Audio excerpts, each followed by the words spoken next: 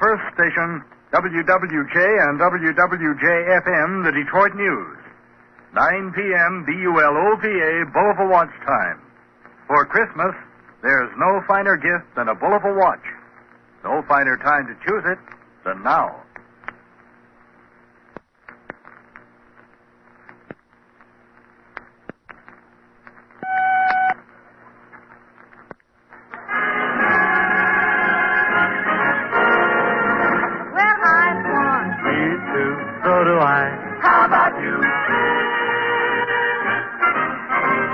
From the campus of the University of Southern California, it's the new Swan Show with our great singing star, Doris Day. Well, I swan. Our new singing favorite, Bill Farrell. That's me. Irene Ryan, the Four Hits and a Miss, the new Les Brown Band. We use Swan exclusively. How about you? Yes. How about you? Who, me? My name is Robert Phi Beta Schmo Hope.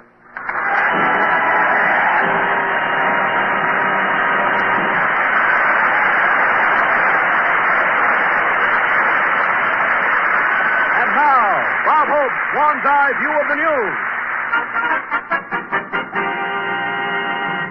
New York, the costliest longshoreman strike in maritime history was settled this week as East and West Coast dock workers reached an agreement with ship owners. Isn't that great? The boats are sailing again. It surely makes me happy. It's been so lonesome in my bathtub. And what a reception that first American boat will get when it docks in England. I can just see it now. Flags waving, bands playing, tourists lining the rails, Attlee and Churchill diving for coins.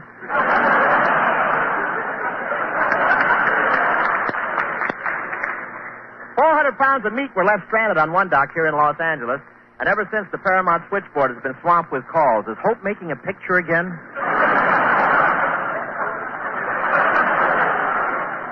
Hollywood, California.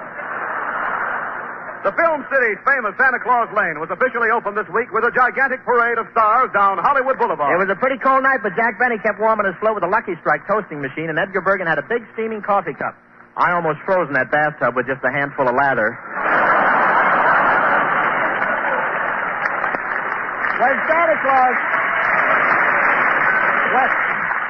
Santa Claus came by, Phil Harris yelled Merry Christmas, and his breath barbecued 2 reindeer.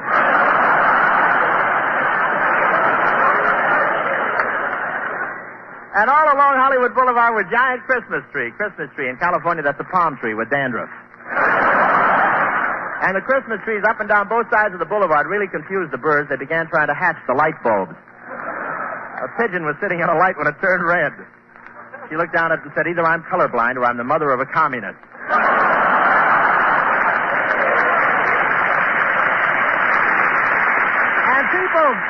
And people came in from way out in the country to see Santa Claus Lane. One farmer stayed at the parade so long when he got home he went out and found milk all over the barn. He said, what happened? The cow said, what did you want me to do, transcribe it for release at a more convenient time?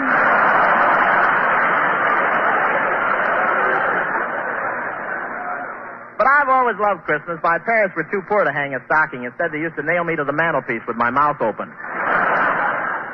Washington, D.C., a noted psychiatrist this week advanced the theory that Joseph Stalin is a dictator today because as a child he received harsh treatment from his father. That's true. When Stalin was only 6 years old, his father made him shave his mustache off. But can't you just see Stalin lying on a psychiatrist's couch telling him his life story, then sending the psychiatrist to Siberia because he knows too much? But those psychiatrists really get some peculiar cases. The other day, a doctor friend of mine had a patient who said he was a chicken and laid an egg in the office to prove it. That's not the finish. Wait a minute. The psychiatrist said, I've never seen anything like this before. Do you mind if I call in my 2 associates? The man said, for a consultation? He said, no, we haven't had breakfast yet. That's the finish.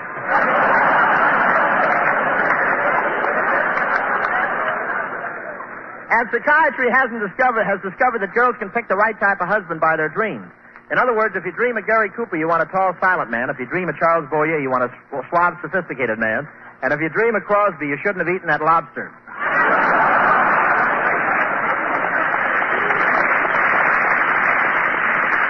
The sports page with Oklahoma and North Carolina set to play in the Sugar Bowl, Georgia and Texas in the Orange Bowl, and Southern Methodist and Oregon in the Cotton Bowl, the nation waited breathlessly for the biggest game of all. Of course, you mean the Rose Bowl. Oh, no, Bob, no. I mean the big battle between Dirt and Swan Soap in the Wash Bowl. Yes, sir. He had to run 90 yards with a Lever brother under each arm to get it, but there it is. Well, Bob, the sight of Swan going to work is a great spectacle. Swan is the newer, better white floating soap. For instance, for your bath, Swan's lather is richer, creamier. Swan never leaves your skin with that taut, soapy feeling. Swan rinses away so completely, it leaves your skin soft and smooth. And because Swan never crumbles, it's a real money saver. It lasts longer. I should say it does last a long time. We couldn't get rid of our last cake. I finally put a leg on each corner and sold it to a midget for a bridge table. And in addition to being economical, Swan is a better white floating soap in a lot of other ways, too. Because Swan is made by a modern, patented process no other soap can use. So break Swan. See how you get two lovely, smooth cakes that are never rough or crumbly. It's another way to prove that Swan is a better white floating soap. Better for dishes and hands. Better for baths. Better for baby. Better for you. Swan is the best soap afloat. Well, I Swan. Me too. It's so thrifty. You said it. Shall we wrap it up? Ladies and gentlemen, the week of November 30th is the annual homecoming week at the University of Southern California. And although Bob Hope's alma mater is the $2 window at Santa Anita, he thought it would be nice to take the entire show to the Southern California campus. So yesterday, the phone rang in the office of the president, Dr. Frederick Baggs. Hello, this is Dr. Fagg speaking. Oh, well, this is Bob Hope, and I was thinking, this is homecoming week, you know, and I was thinking I'd like to take my radio show to some university that was close by. Have you tried Harvard?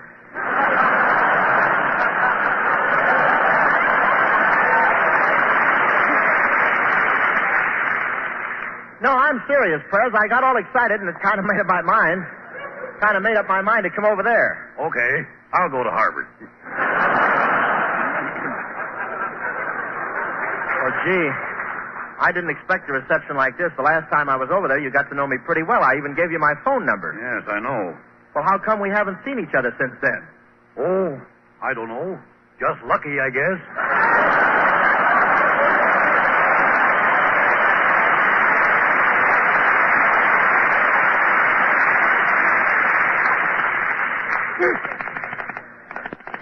Hello. Well, I don't care. I'll go over there anyway.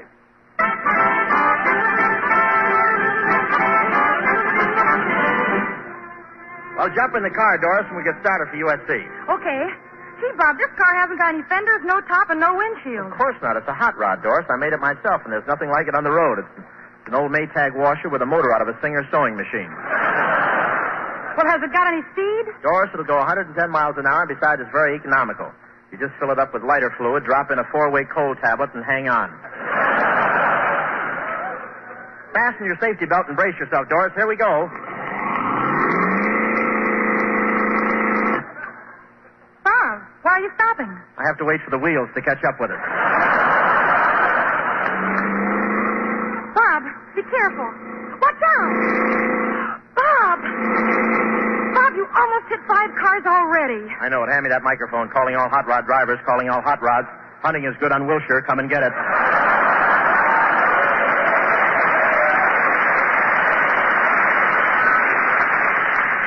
Doris, I'll bet I look like a real college guy in this car. How do you like the foxtail? Bob, the foxtail's supposed to hang on the radiator cap, not on the rear bumper. Well, that's where a fox wears it. Well, I guess I'd better turn into this service station. Why, are we out of gas? No, but I want the man to oil the propeller on my beanie.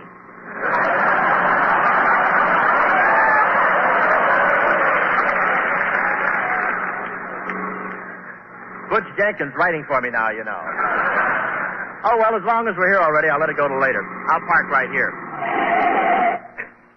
Gee, isn't the campus lovely this time of the evening, Bob? Hey. Hey, look over there. That's the statue of the famous Trojan warrior. Oh, is that the Trojan warrior? Yes.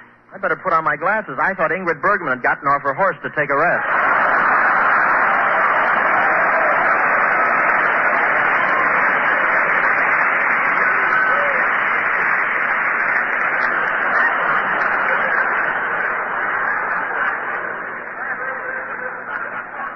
Hey, we'd better get over to the auditorium and... Oh, hello there, Doris. Hello there, Miss Monroe.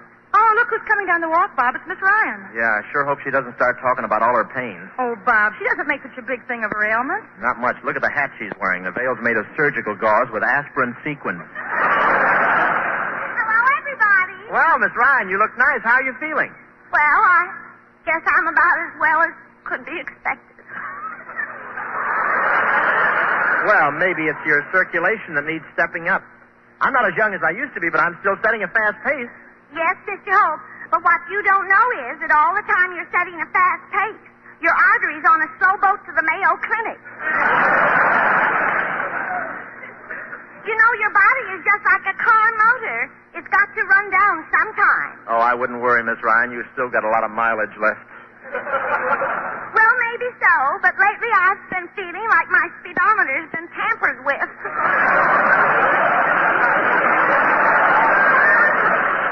Miss Ryan, what are you doing over here at the university? Well, Doris, I was invited to a dance. He's a very nice man, one of the old alumni. He's a professor, and he sort of took a fancy to me. Oh, he did? Yes, he teaches dead languages. I'm thinking of enrolling in one of his courses. Well, why should you want to know how to speak dead languages? Well, we all have to go on that trip sometime. And if I get lost, I want to be able to ask directions. On Thanksgiving, she had the only turkey in town stuffed with adrenaline. I was always sorry that I didn't go to college. I wanted to join a sorority. Well, I can understand your disappointment. Well, now that I'm older, I've joined a club that's practically the same. Of course, it's all girls of my age. Well, what's the name of it? The Glendale Pinochle Crocheting and Veterans of the Scalpel Club.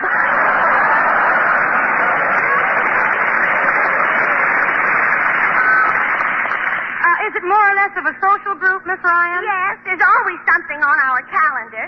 Last week we tried to have a taffy pull, but it was a failure. Nobody in the club had strength enough to pull the taffy. So it just had to lay there like the rest of us. Well, see you later now. Goodbye.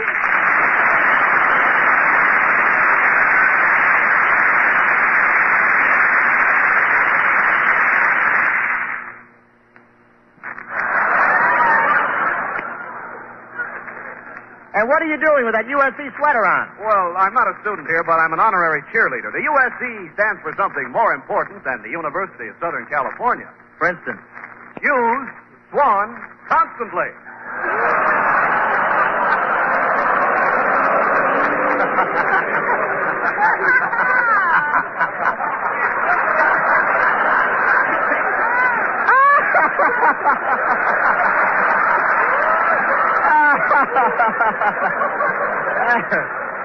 That's a hooper that you can hear, you see. You know...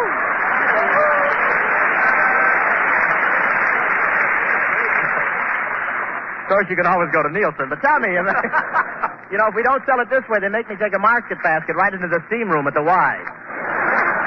Hi. Hi. Hi, what's this got to do with your being a cheerleader? Well, I'm glad you asked that, Doris. Listen to this new yell I made up. USC, USC, a cake of Swan is the soap for me. Hi. Hang that referee, get the rope. Swan is a better white floating soap. Boy. Watch that pass, grab that fumble. Swan stays firm, it doesn't crumble. Kid. Rickety rack, break it in two. Good old Swan is the soap for you. Rah, rah, rah! Hi. Did you ever think of putting another hole in your head so you could use it for bowling? But, Bob, Swan is something to cheer about because it's faster, harder-working suds rinse away so completely the dishes never need wiping. And those richer suds protect your hands. Leave them soft and smooth. Well, he's right about Swan making your hands soft and smooth. My hands are so smooth, the only way I can keep my gloves on is with thumbtacks. Yes, sir, whether you're at home, in college, at school, or a baby in a nursery, you'll find Swan is the best soap afloat. Hello.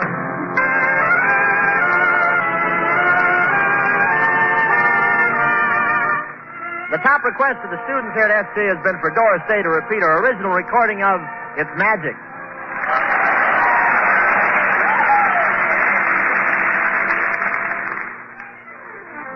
You start and I hear violins. It's magic.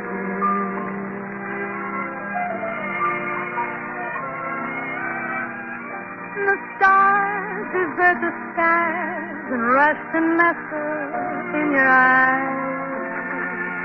It's magic. Without a golden one or mystic charm,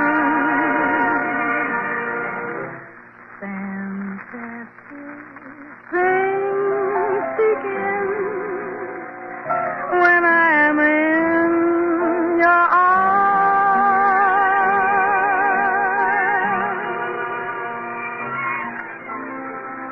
When we walk hand in hand, the world becomes a wonderland.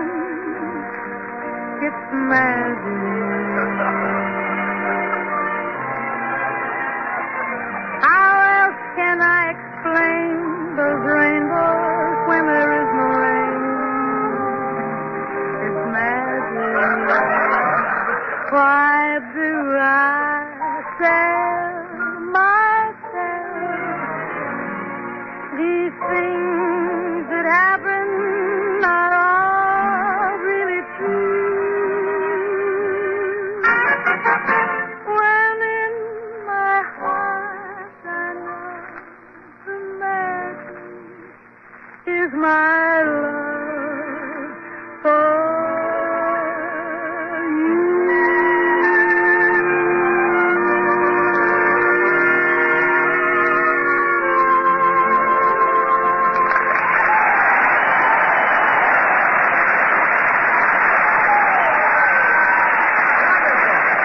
Thank you very much, George. Ladies and gentlemen, football is one of the nation's favorite sports. And the men who play college football have become heroes to all of us. But what makes a football player great? How do they become the heroes of the gridiron? Here is the story of such a man.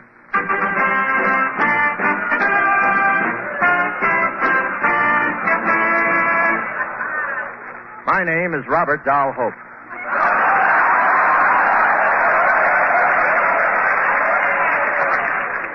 I guess I knew I was going to be a football player from the day I was born. I'll never forget that day. The doctor started to slap me, and I gave him a 15-yard penalty for clipping. When I was old enough, my parents sent me to grammar school. Then I went on to high school. I did so well in high school, they gave me a scholarship to go back to grammar school. Finally, I was ready for college. Mother wanted me to go to medical school and become a doctor, but I knew I wasn't qualified to become a doctor. You see, I smoked Chesterfield.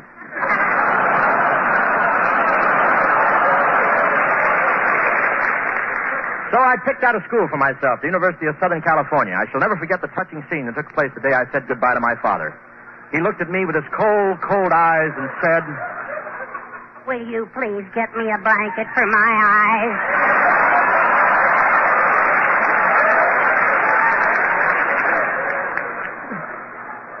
You sent for me, Father? Yes.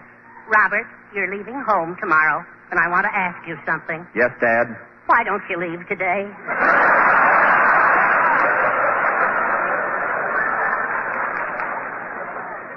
Gee, Dad, aren't you sad to see me go? Yes, I am, boy. Your mother and I have sacrificed a lot to give you this chance. We've had to do a lot to get your tuition money. Your mother had to take you in washing. She worked in a blacksmith shop. For 3 years, she drove an oil truck. 1 year, she earned money as a car hop in the daytime and worked in a coal mine at night. Gee, that's wonderful. What'd you do, Dad? I gave her rub-downs.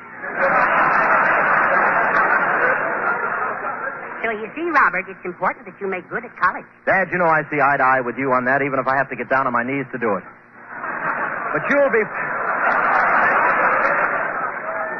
be proud of me. I'm going to be a star on the football team. Well, now, don't forget, son, when you get to college, there are other things besides football.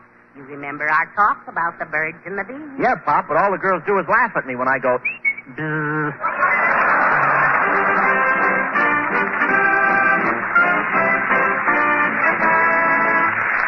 And so I left for college. A few days later, I arrived at my destination. There it stood before me, a magnificent structure of tremendous size. I knew it was either USC or the new Rexall drugstore.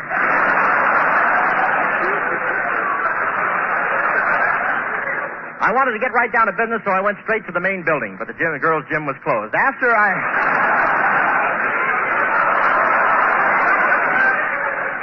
I arranged my schedule, I started going to classes. That was when I met Doris. It was in biology class. She was beautiful. She was a vision of loveliness as she walked around the desk toward me. I didn't know there were that many fraternity pins.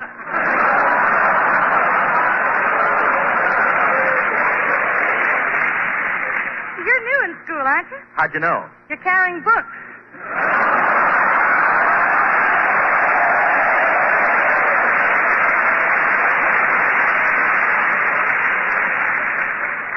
Say, you're a girl, aren't you? Uh-huh. How can you tell? Oh, just a hunch.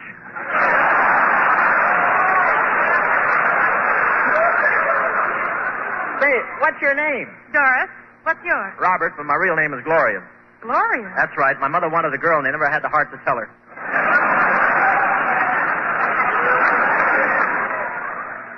Gosh, you're pretty, Doris. May I call you at the Kappa House for a date tonight? Okay. Here's my phone number. If a man answers, don't hang up. It's the house mother. Well, I gotta go, Doris. I'm supposed to see Coach Cravath about getting on the football team. Oh, I should have been able to tell you were a football player. Just look at you in that T-shirt. Big shoulders, deep chest, strong arms, muscular beak. That's back. Wonder how Peggy Lee is at reading lines. I just knew the minute I laid eyes on you that you were the athletic type. You're so strong-looking, so handsome, so poised. Slower. You're so romantic. You're so romantic and so virile. Why, you could be a movie star. You mean it, Doris? Yes, I do. I have so much more than Gregory. Why should I fight it?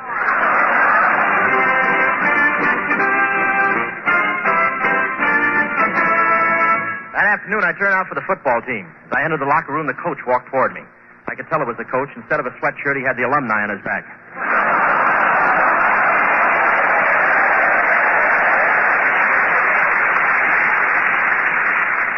My heart beat faster as I ran up to him and said, Coach Cravath, I want to play on the football team. All right, son. Strip to the waist and let me look you over. Okay. Well? Reminds me, I need some pipe cleaners.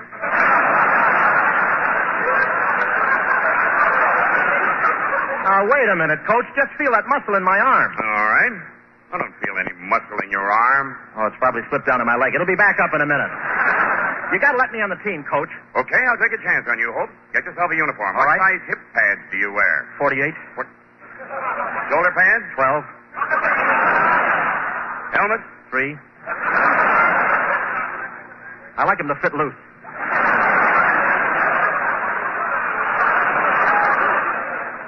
Shoes? Size 17. I like them to fit tight.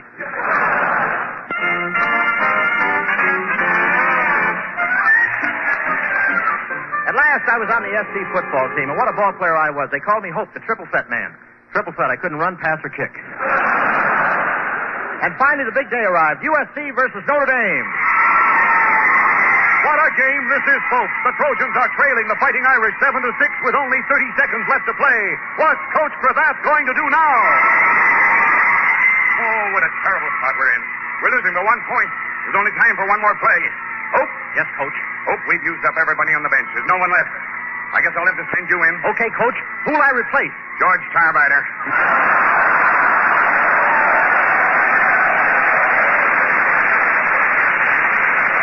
Oh, wait a minute. He's the mascot. He's a dog. Here's your can of Strong Heart. Go. I ran out of the field. The ball was snapped to me, and I started to run with it. 10 yards, 20 yards, 30, 40, 50. I was only 10 yards from the goal line. Only 10 yards from the winning touchdown when I was tackled from behind. Then everything went black. When I woke up, the coach was talking to me. Hope, you were great. We won the game. You did it. Oh, but I don't understand, Coach. I was knocked down on the 10-yard line. Your body was knocked down on the 10-yard line, but your nose went over for a touchdown.